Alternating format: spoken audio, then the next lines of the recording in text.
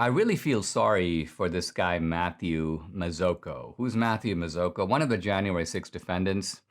And this poor guy just got 45 days in jail for doing basically nothing. In fact, we know that he was doing basically nothing because even the US government, the Biden administration, the DOJ, didn't want him to have jail time. They basically proposed that he have 2 months of home confinement. That's it. But the judge, and here I'm getting to my theme for this segment, the vindictive judge. Now, who's the vindictive judge? Well, her name is Tanya Chutkan, Obama appointee. No surprise. And this is a woman who's angry, not at Matthew Mazzocco, because Matthew Mazzocco, as I said, did pretty much nothing. He pleaded guilty to a single misdemeanor charge of demonstrating in the Capitol. How long was he in the Capitol? 12 minutes. What did he do? He, quote, posted a selfie on Facebook. He did nothing else. He didn't harm anybody. In fact, he's very contrite for what he did. He says it's ruined his life. But the judge is mad, but not at him. So who is Judge Tanya Chutkan mad at? She's actually mad at another judge.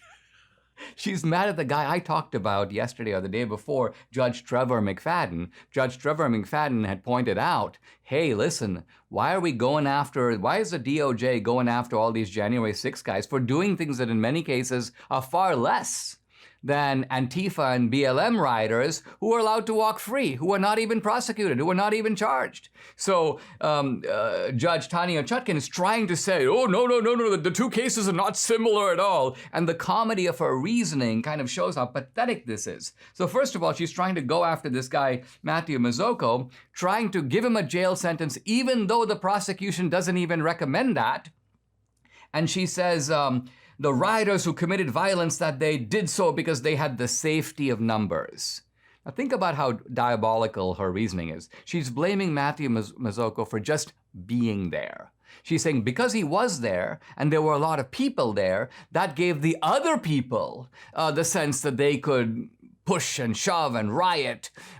So this guy is basically being blamed for his presence and adding to the numbers that cause other people to do bad things. I mean, what happened to the idea of individual justice, of being given our just desserts for what we ourselves did and not what some other people did in a different context? Now, in order to sort of whip up the frenzy of the whole situation, she talks about, and this is my favorite phrase, a capital siege. Now, a siege. Now, I'm thinking back, I mean, I'm a student of history. You know, the Spartans, for example, lay siege for, I think, several months to the island of Melos and eventually killed all the adult males and took the women and children as captives. A siege, but January 6th, I mean, how long was the siege? 15 minutes? 30 minutes? What kind of a siege is it when everyone then pretty much goes home?